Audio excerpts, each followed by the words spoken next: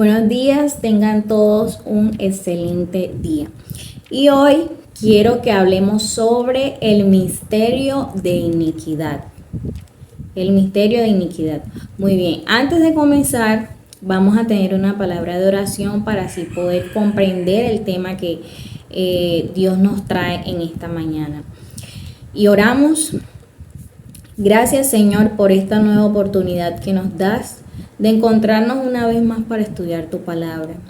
Nos colocamos en tus manos, colocamos nuestra mente para que pueda ser abierta y podamos comprender, Señor, estas verdades que están escritas en tu palabra.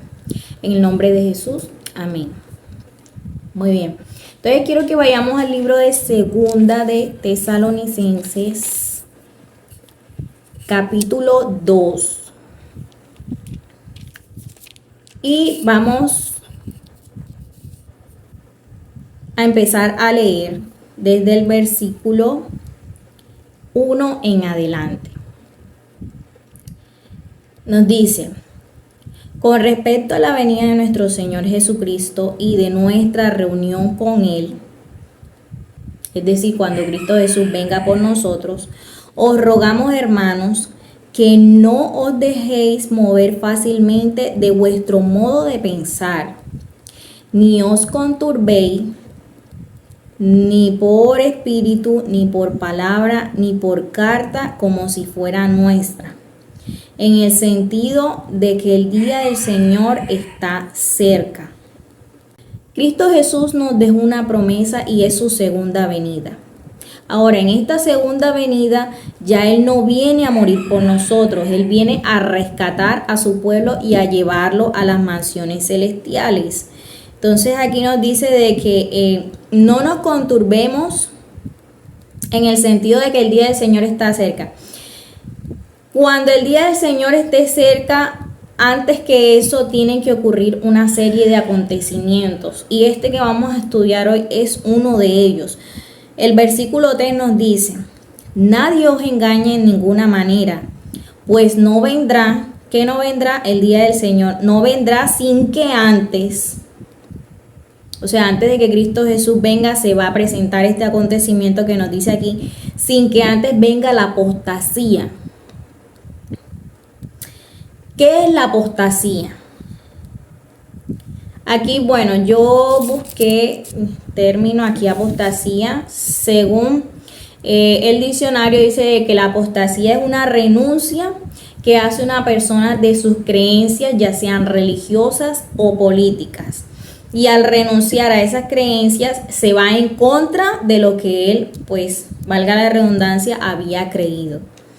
En este caso, entonces, antes de que Cristo Jesús venga, antes de que la venida de Cristo Jesús se acerque, tiene que suceder o tiene que haber una apostasía general. Entonces ya sabemos de que la apostasía es cuando una persona reniega a lo que alguna vez creyó y se va en contra de eso.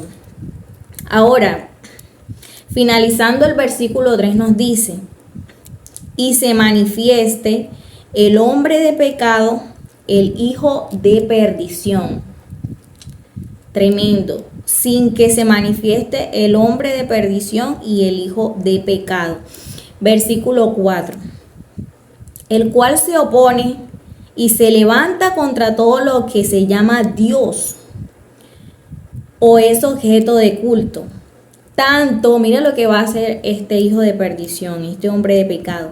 Tanto que se sienta en el templo de Dios como Dios, haciéndose pasar por Dios. Tremendo. Quiero que dejemos allí un momento, vamos a dejar la lectura pausada. Entonces, antes de la venida de Cristo Jesús se tiene que presentar una apostasía de manera general. Y también se debe manifestar el hombre de pecado, el hijo de perdición.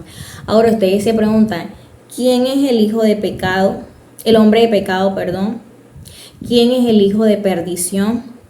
Quiero que hagamos un pequeño recuento.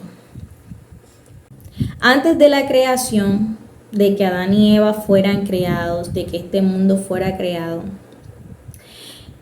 en el cielo se presentó una escena tal que de pronto nosotros decimos, bueno, ¿por qué se tuvo que haber presentado esto si no había pecado? ¿Cómo pudo surgir la codicia, la envidia en un ser creado? No sabemos. Las cosas reveladas pertenecen a los hombres y las ocultas pertenecen a Dios. Lucifer, que fue un ser creado, él era comandante de las huestes angelicales. ¿Qué sucedió con él? En este personaje surgió envidia, surgió codicia. Él no quería ser como Dios, no, quería ser superior a Dios, poner su trono por encima del de Dios, hacerse pasar por Dios. Aún con todo esto, que esos planes que él tenía totalmente fallaron, él no pudo y nunca podrá vencer a Cristo Jesús, porque él es un ser creado. Engañó a los ángeles. Nos dice la Biblia de que una tercera parte de los ángeles fue engañada. Y él fue arrojado desde el cielo hacia la tierra con sus huestes angelicales que había engañado. Como Satanás ve de que no tuvo éxito en el cielo, ahora dice, bueno, el hombre es un poco menor que Dios y que los ángeles. Con este sí puedo tener éxito.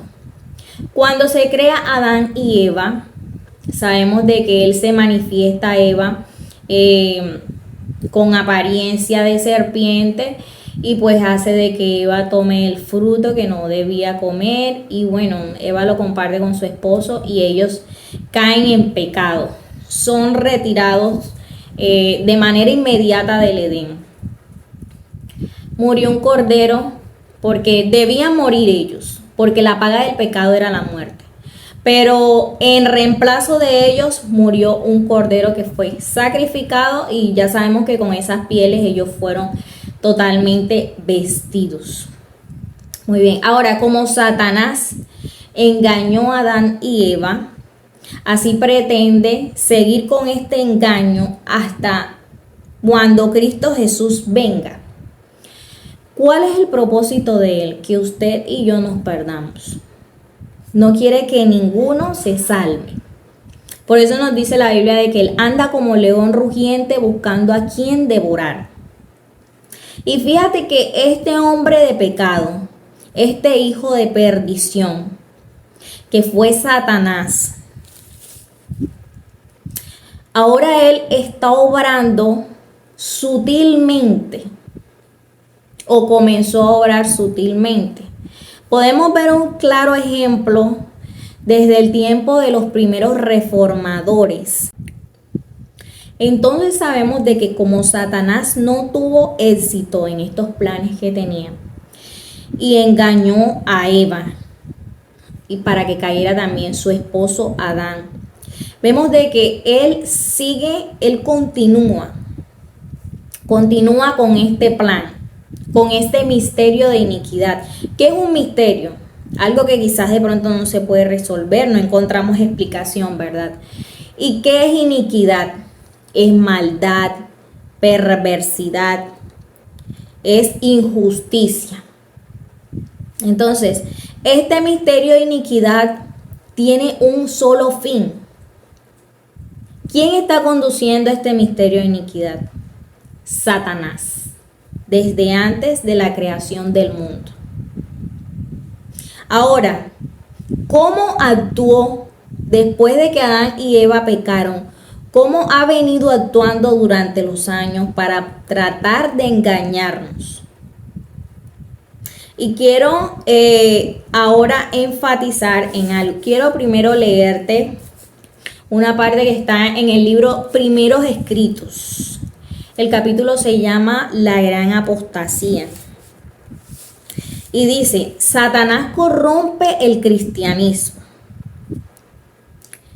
Papas, estamos hablando del sistema papal.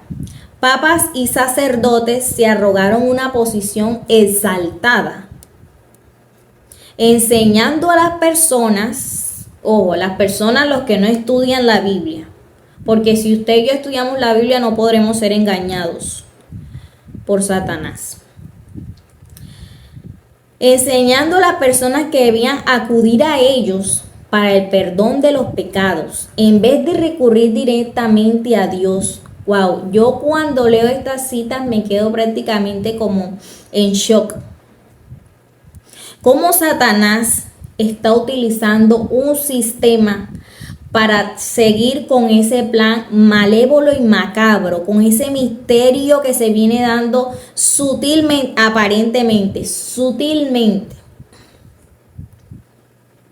Fíjate que no contento con que hizo pecar a Adán y a Eva, cuando Cristo Jesús vino, que murió en la cruz, Satanás pensó que había ganado la batalla, pero Cristo Jesús venció la muerte. Y este fue otro intento fallido. Ahora él dijo, bueno, ok, como no pude de esta manera, ni de esta otra manera, voy a actuar sutilmente. ¿Cómo va a actuar sutilmente? Tratando de introducir falsas creencias, falsas costumbres, falsas tradiciones en la religión.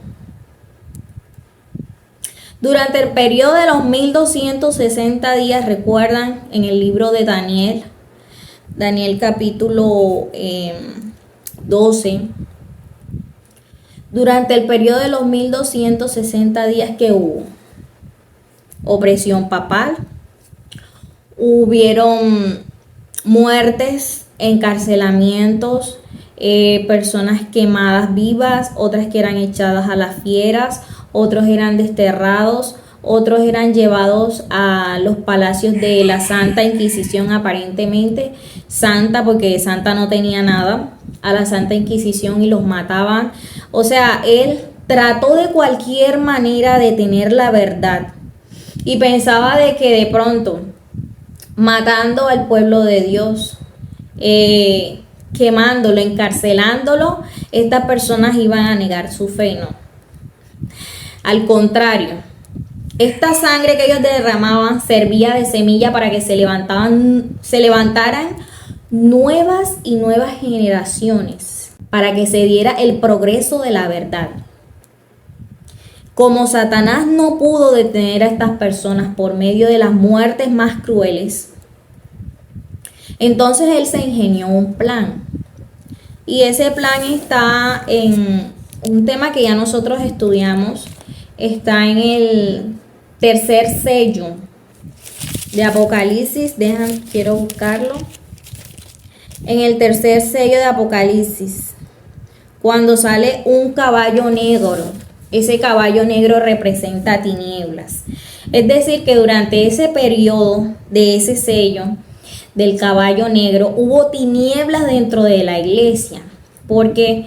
Porque los cristianos, algunos cristianos que no estaban totalmente convencidos de la palabra de Dios, como veían de que sus compañeros en la fe, sus hermanos en la fe estaban siendo muertos, en el afán de ellos ver que la iglesia creciera, aceptaban a todas las personas que querían bautizarse, a todos los paganos, y aceptaban sus sistemas de creencias y sus sistemas de costumbres paganas y las introdujeron sutilmente dentro del pueblo de Dios.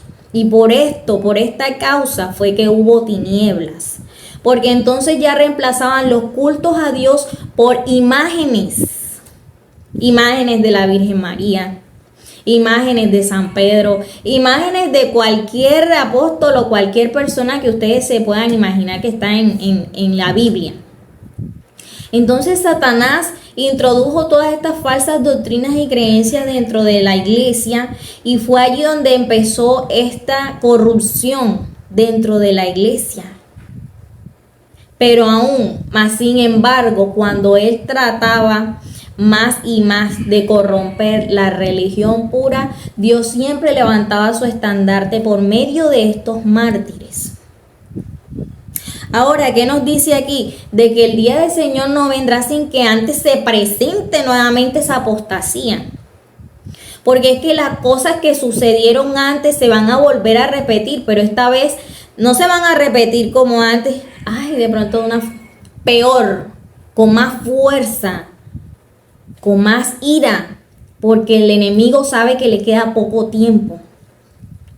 Entonces, antes de que Cristo Jesús venga, tiene que presentarse una apostasía tal como la que se presentó en aquellos tiempos de los reformadores. Ahora usted me dirá, hermana, pero ¿y cuándo? No sé. Mas, sin embargo, ahí nos dice de que antes de la venida de Cristo Jesús, usted y yo debemos de prepararnos cada día para este acontecimiento y para los otros acontecimientos que vienen.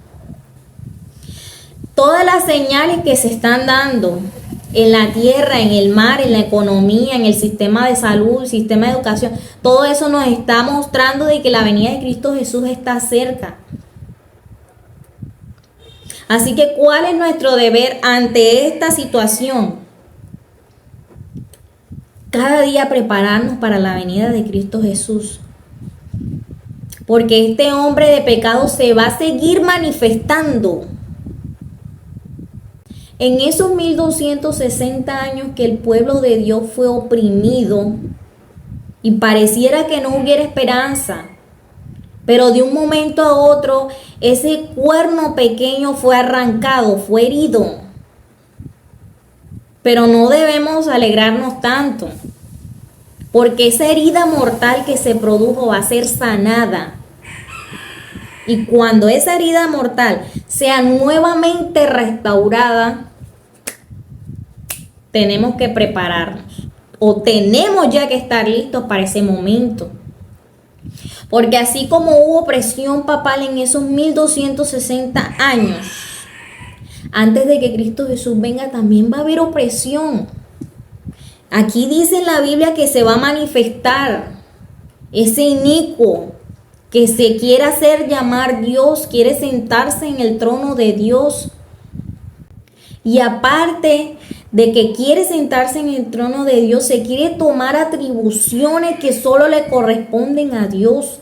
El perdón de los pecados, eso solo le corresponde a Dios. Ningún hombre tiene autoridad en esta tierra para perdonar pecados, sino solo Cristo Jesús. ¿Por qué Cristo Jesús? Porque Él fue el único que murió y venció la muerte.